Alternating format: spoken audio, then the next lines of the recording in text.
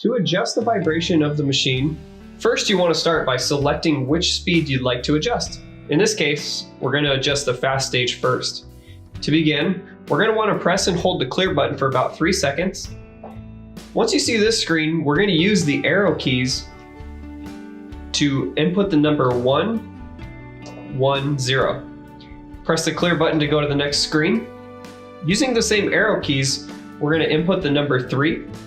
We're going to press the clear button to go to the next screen. The number that you see here is the reflection of how intense the vibration is. In this case, we're going to put this to 37 because we want it to go faster. Press the clear button to enter, and press the back button to go back to the main screen. If you want to adjust the next speed, go ahead and select the next stage and repeat the process.